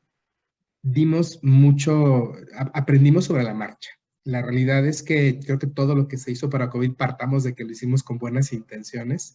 Sin embargo, pues la evidencia científica la fuimos construyendo, ¿no? Entonces, todos estos tratamientos, estos kits que le dimos a la gente, estos medicamentos que pues eran promisorios y que después vimos que no tenían utilidad o que eran contraproducentes, todo esto lo fuimos entendiendo. Entonces, creo que sí, en la parte de la evaluación, pues los canales digitales nos han dado una herramienta que podemos incorporar a nuestra práctica médica, ¿no? Es decir, ahora el paciente no tiene que esperarnos, ¿no? Ahora nos toca a nosotros esperar a que se conecte, por así decirlo. Y bueno, creo que también esto tiene como una complicación que la clínica como tal, la evaluación de los factores de riesgo, se queda un poco corta, ¿no? Una videollamada no permite que una persona le tome de una forma bien hecha, ¿no? Como lo hacemos los internistas, la presión arterial a un sujeto. No permiten, por ejemplo, evaluar el índice de cintura-cadera, no permite hacer esa evaluación que necesitamos para ir haciendo esa puntuación. Entonces, lo que es muy importante en cuanto a los factores de riesgo, pues es justo prevenirlos, ¿no? Como decía hace un rato el doctor Buenrostro, la vacunación, ¿no? Hay que vacunar a toda la gente, hay que invitarlos a que vayan. Y sobre todo, aquellas personas que no están vacunadas o que tienen un esquema de vacunación incompleto, ya están en riesgo. Es decir, es muy importante que esto lo identifiquemos porque, pues, como decíamos hace un momento, ¿no? Ya se cuenta con opciones para tratar el COVID y evitar la progresión a gravedad. Entonces, es muy importante tener en cuenta que una persona con un esquema de vacunación incompleto, pues va a tener un factor de riesgo. Entonces, serán mis comentarios. Yo pienso que sí, las herramientas digitales nos permitieron más accesibilidad, más facilidad, pero quitaron esta parte de la revisión clínica que, como yo decía hace un momento, tenemos que ser muy acuciosos y muy integrales para definir a una persona en riesgo. Muchas gracias, doctor Fernando. Existe una pregunta muy importante por parte del doctor Alejandro Ortiz, que le mandamos un cordial saludo porque está participando de manera activa y nos está enviando varias preguntas. Dentro de la clasificación de la OMS del SARS-CoV-2, se empezaron a describir las variantes del SARS-CoV-2, que empezó con la alfa, como ya todos escuchamos, en diciembre del 20, y finalizó, bueno, después la beta, la gamma, la delta, todas las variantes, epsilon, la eta, la iota, la kappa, la omicron nos causó un poquito de preocupación, la zeta y la mu. Hasta el 21 de septiembre del 2021, el año pasado, ya se escribió la cepa mu. La pregunta específica del doctor Alejandro Ortiz es si algún antiviral está dirigido a algún tipo de cepa o alguna vacuna para evitar el paso de COVID leve a moderado, evitar que pase a grave, algún antiviral o alguna vacuna de acuerdo a los estudios de variantes del SARS-CoV-2. Sí, esta pregunta está buenísima y la voy a contestar con mucho gusto porque lo acabo de leer hoy. Hoy salió un artículo en la prensa como pan caliente, lo que es que todavía no está revisado por pares, pero yo creo que lo vamos a poder tener pronto. Ya se cuenta con información, particularmente de los antivirales con los que se cuenta, que en este caso en México cuentan con autorización para uso de emergencia, son 3, el molnupiravir, el remdesivir y el nirmatrelvir con ritonavir. Los 3 antivirales in vitro han demostrado actividad pan-coronavirus, es decir, todos funcionan, independientemente de cuál sea la cepa. De hecho, se ha visto que los estudios in vitro tienen una inhibición por encima del 99%. O sea, en el papel están muy bonitos. Los anticuerpos monoclonales, pues también, ¿no? Lo han demostrado en un paso preliminar. O sea, el anticuerpo monoclonal sabemos que actúa inhibiendo directamente la proteína espiga para que no se una con el receptor AC2. Y bueno, pues la vacuna también lo sabemos, ¿no? Depende de cuál sea la plataforma, la manera en la que se induce la respuesta inmunogénica, pues hace esto, ¿no? Que se monte la respuesta de memoria. Entonces, punto número 1, in vitro todos los antivirales tienen actividad pan-coronavirus. Obviamente, conforme pase el tiempo, y sobre todo con aquellos antivirales que tienen actividad a nivel de la transformación, ¿no? En la polimerización del RNA, como son el molnupiravir y el remdesivir, sabemos que pueden tener mutaciones de escape, ¿no? Porque justamente pues son nucleótidos, ¿no? Que la historia de los nucleótidos es que cuando se reconoce esto, vienen mutaciones que inactivan el blanco. Entonces, lo que podemos nosotros inferir es que los anticuerpos y aquellos que tienen, los antivirales que tienen actividad contra la proteasa específica del SARS-CoV-2 pueden mantener un perfil de eficacia más prolongado. Los antivirales que funcionan como nucleótidos, como es el caso de remdesivir y molnupiravir, podrán tener ese escape, ¿no? La historia nos dirá qué pasa.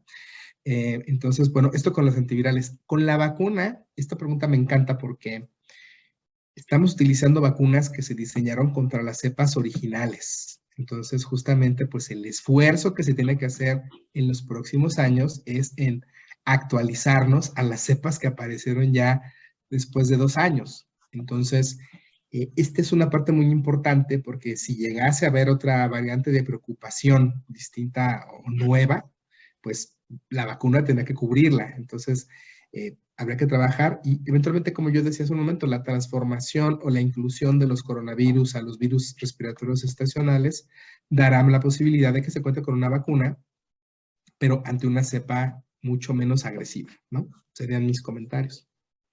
Muchas gracias, doctor Fernando. Doctor Bonifacio. Sí, continuando con las preguntas, doctor Fernando, el doctor José Antonio Vidales nos pregunta, en el ámbito de manejo ambulatorio, ¿qué tanta utilidad le podemos dar a una tomografía pulmonar para decidir si se interna o se puede manejar externamente? Esta pregunta es muy buena porque también lo revisé, eso alguna vez me causó inquietud. Como vimos, una persona con COVID leve a moderado puede tener infiltrados. De hecho, es bastante frecuente. Dicen por ahí que el que busca encuentra. Pues si buscamos infiltrados, vamos a encontrar infiltrados, ¿no? O sea, la fase de replicación viral al momento en que se confronta con las células pulmonares las va a afectar, las va a inflamar. Sin embargo, lo que decíamos hace un momento es que el punto de corte para definir que una persona está progresando a COVID grave es un incremento en más de 50% de los infiltrados pulmonares o que se caiga la saturación. Entonces, la recomendación aquí sería, sí, o sea, si vemos una tomografía, nos vamos a espantar, pero puede ser que es una tomografía que se limpia rápidamente y, a fin de cuentas, que no tumba la saturación. Por eso lo que aprendimos es que el foco rojo de una persona para ser referida al ámbito hospitalario es la caída de la saturación. O sea, ahí, antes de la tomografía, la saturación, ¿no? No hagamos tomografías para evaluar la gravedad de una persona si la saturación y las condiciones clínicas todavía lo mantienen bien, ¿no? Es decir, si no es taquicárdico, si no es taquipneico, si no está saturado, si tiene una fiebre de bajo nivel, no sería recomendable hacer una tomografía sino hasta que la saturación se caiga. Muchas gracias. Muchas gracias, doctor Fernando. Respecto a los antivirales, fíjese que usted habló de manera muy actual y muy resumida y con impacto, sobre todo en el valor de su plática. Los antivirales, como usted bien comentó, está el nirmatrelvir, ritonavir, que es el Paxlovid, que tiene evidencia ensayos clínicos aleatorizados doble ciego, como usted ya lo comentó. El remdesivir solo, pero fíjese que el remdesivir más baricitinib, que están también, como usted lo comentó, y el molnupiravir también reduce la hospitalización. Hay ensayos clínicos aleatorizados doble ciego de estos 3 medicamentos. Existen otros, el favipiravir, no tiene conclusiones, y el opaganib, que tiene en Clinical Trials, se esperan los resultados, no sé si ya estén a la vista, Sofosbuvir. Bien, de todos los antivirales, una pregunta que me hacen los asistentes a esta interesante plática por su parte es: ¿cuál es el mejor? ¿Cuál es el accesible? ¿Y cuál de todos los antivirales tiene menos efectos colaterales? Mire, todos los antivirales tienen su utilidad. Yo, antes de responder esta pregunta, tengo que declarar pues, que yo soy nuevamente empleado de tiempo completo de una compañía farmacéutica que elabora un antiviral, que es el Paxlovid, ¿no? Y ya lo puedo decir porque pues, es una forma reactiva. Yo creo que todos tienen su utilidad. Por ejemplo, el Remdesivir, junto con Bristinivo solito, pues ha demostrado una disminución de la hospitalización y de la mortalidad. Le costó trabajo porque recordemos que los ensayos de Remdesivir fueron hechos durante la pandemia, entonces reclutar a la gente y evaluar de forma muy concisa fue difícil. Entonces Remdesivir, después de tratar a muchos pacientes, tuvo evidencia suficiente para decir que es un medicamento útil antes de 10 días de la fecha de inicio de síntomas en las personas hospitalizadas, y también tiene evidencia para ser administrado de forma ambulatoria en aquellas personas que están progresando, es decir, que están todavía en una fase leve. Por supuesto, esto es altamente inconveniente, ¿no? Estarle poniendo Remdesivir a una persona en su casa o hacerle ir al hospital, con lo que todo eso conlleva para ponerle Remdesivir y evitar que progrese. Lo mismo pasa con los anticuerpos, ¿no? Entonces, en México ya hay autorización para uso de emergencia para Remdesivir, para Molnupiravir y para Nirmatrelvir con Ritonavir, que es el Paxlovid. Si nos vamos a los lineamientos que emite la Secretaría de Salud y lo que dicen los institutos nacionales de salud, pues el Nirmatrelvir, el Paxlovid, es el medicamento que ha disminuido, y esto ya en vida real. Hoy estaba revisando que la disminución de muerte y de hospitalización en el ensayo clínico es de 88%, pero en vida real va del 80 al 90%, se mantiene. Entonces, encontrando los pacientes idóneos, el Nirmatrelvir con Ritonavir, el Paxlovid, es una excelente opción. Yo no puedo decir cuál es mejor, incluso ni siquiera por opinión personal. Solo quiero decir que cada medicamento le va al paciente adecuado. El Remdesivir es un medicamento que funciona muy bien para aquellas personas que ya están hospitalizadas y que reduce la hospitalización y que además reduce la progresión a ventilación mecánica o a morir, ¿no? Pero por el hecho de que tiene que ser administrado de forma parenteral, pues bueno, lo asignamos a un ámbito hospitalario. Y hay algunos inconvenientes, ¿no? Por ejemplo, en vida real, el Molnupiravir está demostrando utilidad, ¿no? Sabemos que cuando se hizo la evaluación del estudio pivotal, pues esta eficacia que se demostró en el análisis interino se cayó, ¿no? Vimos que realmente la reducción de la mortalidad y de la hospitalización pues no se sostuvo cuando se hizo el análisis completo, lo cual sí pasó con las otras moléculas. Entonces, yo creo que, insisto, más que yo pueda expresar cuál es mejor, yo creo que todos esos medicamentos que están aprobados tienen su lugar para el paciente adecuado. En este caso, por ejemplo, el Paxlovid es un medicamento que ya se aprobó en México y que está disponible para el sector salud en aquellas personas que tienen factores de riesgo, menos de 5 días de evolución y que tienen un COVID leve a moderado. Con 89% de la mejoría comparado a placebo. Es muy importante el estudio. Es un ensayo clínico aleatorizado doble ciego controlado con placebo. Doctor Bonifacio, adelante. Bueno, el doctor Jorge González nos pregunta un aspecto importante en la complicación de la gravedad del COVID, en el retraso de la atención de la enfermedad. Él considera que muchos enfermos fallecieron porque no asistieron a tiempo, como ya se me ha comentado, de una manera oportuna, o porque retrasaron la decisión de quererse internar. Usted sabe que muchos pacientes pues no querían internarse, inmersos en una institución, ¿verdad? Sobre todo si decían, se están muriendo en el seguro, se están muriendo en el ISSSTE o en la Secretaría de Salud, no querían ir, preferían atenderse pues en sus casas, con médicos generales, con medicamentos incluso caseros, ¿verdad? Pues una situación difícil la que vivimos. Creo que parte de nuestra misión como voceros de la salud es justamente exhortar a las personas que tienen que ir al médico, ¿no? Al principio, pues bueno, se optó justamente por reacondicionar los hospitales y atender a los pacientes más graves, ¿no? Pensando o teniendo la idea que que el coronavirus iba a ser pues una enfermedad viral autolimitada con poca gravedad y que el esfuerzo debía enfocarse en los pacientes graves. Después entendimos que justamente lo mejor es cortar la progresión en las etapas más tempranas. Ahora, no contábamos con estrategias terapéuticas tan robustas como las que hemos mencionado hace un momento, ¿no? La vacunación, los antivirales, los anticuerpos. Nos tomó por sorpresa, pero yo creo que algo que podemos traernos como una lección aprendida es quitarle a la gente este miedo a atenderse, porque ya no tiene por qué morirse una persona con COVID, es una realidad. Contamos con medicamentos extremadamente eficaces.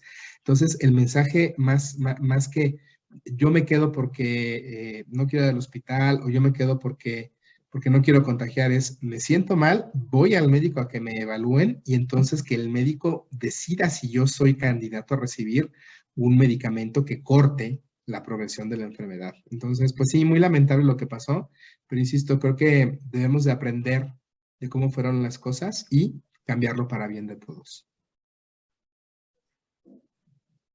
Muchas gracias, doctor Fernando. Muchas gracias. Siguen las felicitaciones para su persona. Gracias. Hay alrededor de 700 asistentes a esta sesión académica que gentilmente usted está con nosotros y le agradecemos. Con mucho gusto. Dentro del manejo para COVID sabemos que, bueno, están las vacunas de manera preventiva y están los antivirales junto con anticuerpos neutralizantes para poder disminuir la progresión de una etapa leve a moderada a una grave con factores de riesgo, como usted bien dijo. Hay unos parámetros que ya son parámetros clínicos, como es la dependencia al oxígeno para llegar a la meta de la saturación. Tenemos parámetros carga viral, que se miden también la eficiencia y la seguridad de los medicamentos, se miden también con carga viral, y sobre todo la recuperación de los marcadores de inflamación, indicadores laboratoriales. Le voy a hacer una pregunta respecto a los anticuerpos neutralizantes en pacientes con COVID. El que se menciona mucho es el tocilizumab, que es un anticuerpo contra el receptor de la interleucina 6, pero hay otros también. Está el betelovimab, el casirivimab, el banlanivimab, sotrovimab y tixagevimab. Lo estoy leyendo, no creo que yo me lo sepa. Sí, no, está complicados. Exacto. Existen ensayos clínicos aleatorizados, ensayos clínicos abiertos. Sabemos que con algunos antivirales, como usted comentó, existen ensayos clínicos aleatorizados doble ciego controlados con placebo, con Paxlovid y con otros medicamentos antivirales. En cambio, con los anticuerpos monoclonales, tocilizumab tiene ensayos clínicos que favorecen su utilidad, otros que no tanto su utilidad. En general, viene en las guías de tratamiento para pacientes, para prevenir el paso de COVID leve a moderado a una etapa grave o hospitalización en terapia intensiva. La pregunta es, ¿qué experiencia tiene usted con algún anticuerpo monoclonal? ¿Cuál es el más común? ¿Cuál es el accesible en precio? Y sobre todo, seguridad y eficiencia. Mire, es un campo súper bonito también porque, como yo decía hace un momento, pues fuimos haciendo historia. Entonces, el primero que brincó, que ya estaba accesible, pero que tenía otra indicación, pues era el tocilizumab.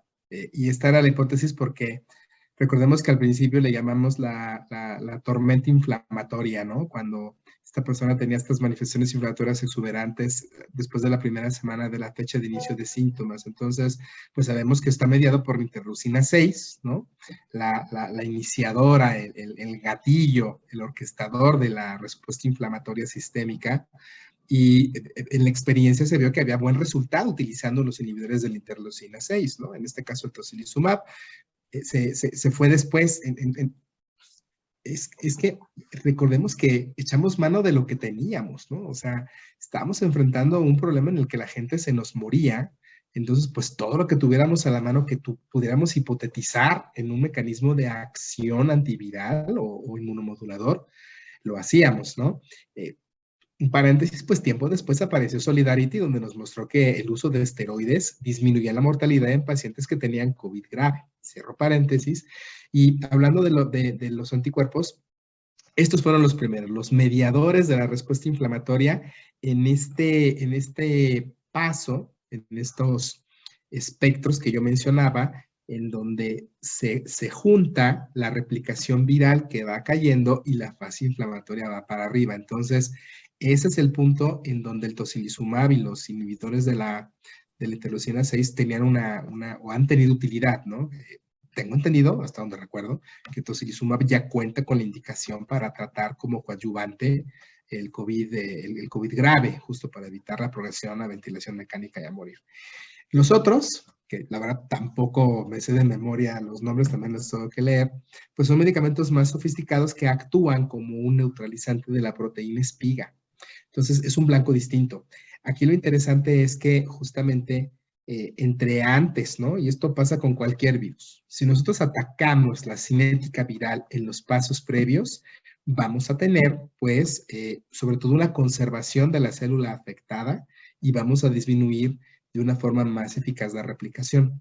Entonces, el resto de los anticuerpos, pues, han tenido esta posibilidad.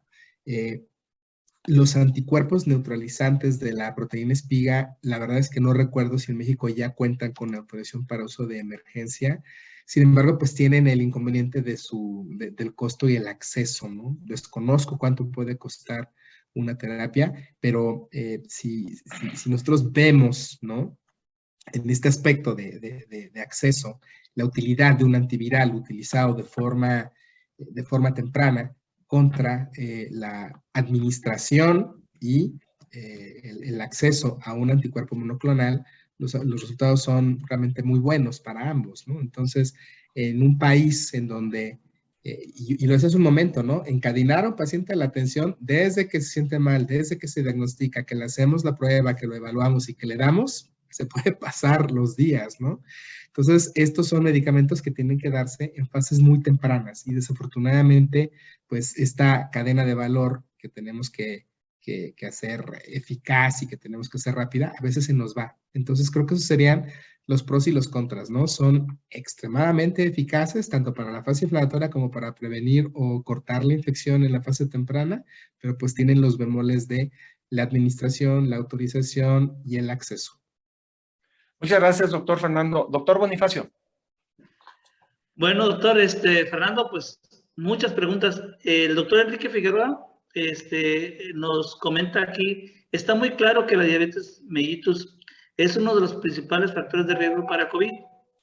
Después de todo este tiempo, ¿se sabe si el pronóstico de COVID fue diferente asociado a algún antidiabético oral o insulina, de los medicamentos como metformina, inhibidores de la DPP-4? ¿Tiene alguna experiencia usted en ese aspecto? Me llevo de tarea, no sé, o mejor dicho, no he revisado si existe algún tratamiento para la diabetes que tenga o que esté relacionado con un mejor desenlace. Lo que sí es un hecho es que es muy diferente una diabetes bien controlada, ¿no? Una persona que está en metas terapéuticas en su peso, con buena glucemia, con buena hemoglobina glucosilada, al paciente descontrolado, ¿no? Por lo que sabemos, ¿no? O sea, el desajuste que la diabetes descontrolada y el incremento en muchos de los riesgos, ¿no? Para esta persona tienen, pues sí, claramente el desenlace en un diabético descontrolado pues suele ser peor, incluso cuando cae en el hospital, ¿no? Sabemos que se descontrola más la diabetes, que hay más repercusiones, hay mayor inmunodeficiencia. Entonces, sería mi comentario. Me llevo de tarea si existe algún antidiabético o alguna medida terapéutica para la diabetes que se relacione con un mejor desenlace, pero queda muy claro que no es lo mismo un diabético bien controlado a un diabético que no lo está. Muchas gracias, doctor Fernando. Respecto a esto, existen, bueno, en el paciente con diabetes mellitus, con hipertensión, con dislipidemia, con obesidad, con todos los factores de riesgo, inmunosupresión, manejo con corticoides, manejos con medicamentos para el cáncer, radioterapia, quimioterapia, en hematología. Todos estos pacientes ya identificamos todos los factores de riesgo que usted de manera asertiva comentó.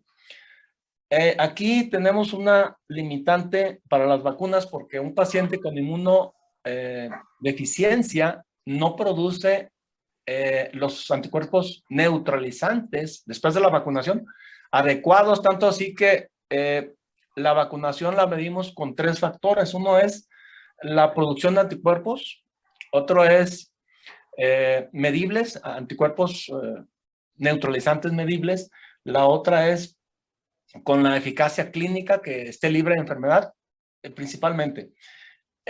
Pero un paciente con inmunodeficiencia, con factor de riesgo, como usted ya comentó, lo tenemos con una respuesta impredecible, tanto así que la vacuna puede ser eficiente y segura de 4 o 6 meses, 8 meses, cuando tiene usted la infección por COVID y le aplica una vacuna antes del primer mes después del COVID, siempre y cuando esté indicada. La protección puede elevarse un poquito, de acuerdo a algunos estudios, siempre hay que mencionar la referencia, de 8 a 10 o inclusive hay un año con esta producción de anticuerpos monoclonales. Bien, la pregunta, ¿usted ya detectó a un paciente con factor de riesgo de presentar COVID grave y usted quiere protegerlo? Ya le aplicó la vacuna y tiene duda de si la vacuna lo va a proteger y tiene duda de utilizar un antiviral o un anticuerpo monoclonal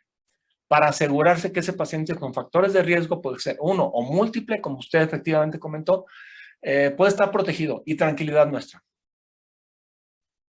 Pues la verdad es que eso es lo que nos va a tocar ahora que ya contamos con las opciones terapéuticas. Incluso, doctor, yo diría la inmunosenescencia, ¿no? Justamente lo que se vio en el estudio de Israel y la evidencia que ha salido en las últimas semanas es que las personas de más de 65 años, aún con la vacunación completa, tienen ese problema. Esa es la fisiopatología. Ya no cuentan con un sistema pues tan energético como para producir los anticuerpos neutralizantes y tener la inmunogenicidad. Entonces, yo lo que quiero decir o recomendar es que ya hay opciones en México, justamente, a diferencia de lo que tenemos hace algunos años, ¿no? Creo que ante la duda de que si la vacuna pegó o no pegó, o tiene un trasplante, o tiene cáncer, o tiene un problema reumatológico, toma esteroides, detectamos un factor de riesgo y está vacunado, la recomendación sería, estas personas que tienen factores de riesgo, a pesar de que estén vacunados, hay que buscar darles un tratamiento, porque todavía, si tenemos la duda de que la vacuna haya funcionado, haya pegado, como decimos en el argot, pues cuidemos a nuestro paciente, ¿no? O sea, hagamos todo lo que esté a nuestro alcance para evitar que el COVID progrese. Entonces, la invitación sería, con mucho gusto, desde mi área, yo puedo pasarles información del antiviral de mi empresa, pero bueno, invitarlos a leer la evidencia científica acerca de cómo se comportan el resto de los medicamentos y echar mano de lo que tenemos accesible ya en México. Muchas gracias, doctor, por la respuesta. Doctor Bonifacio. Sí, continuando con las preguntas, nuevamente el doctor Enrique Figueroa dice, el gran desafío en el futuro inmediato es enfrentar la conversión de la pandemia a endemia del COVID. Y la más alta demanda de atención médica ahora será el manejo del long COVID. ¿Existen guías que orienten al médico general o al internista para abordar y referir al paciente con secuelas del long COVID?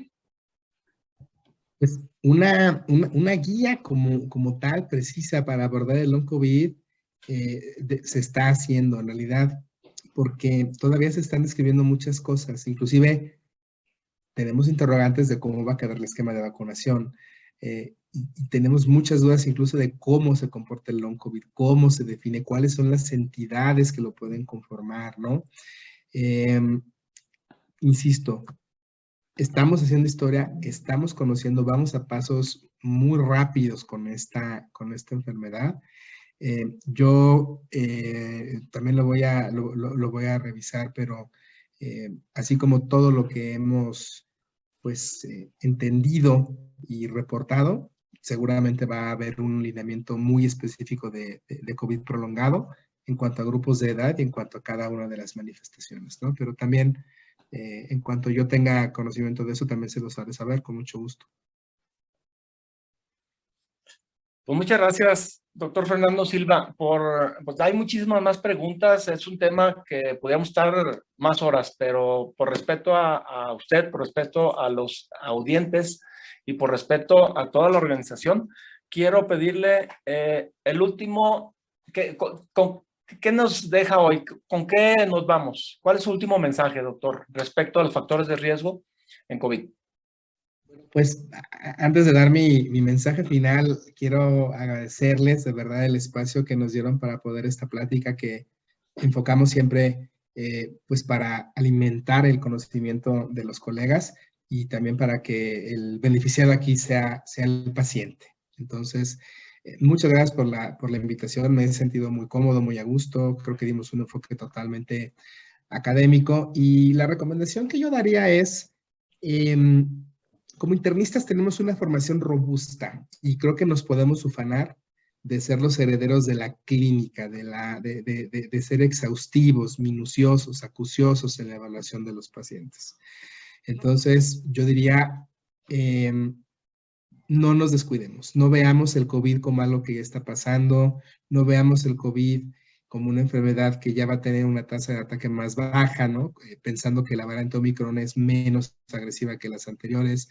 Yo lo que le quisiera decir a todos mis colegas es, evaluemos bien a las personas que llegan con COVID. Esto todavía no termina, todavía no sabemos si va a venir una nueva variante, una subvariante de preocupación.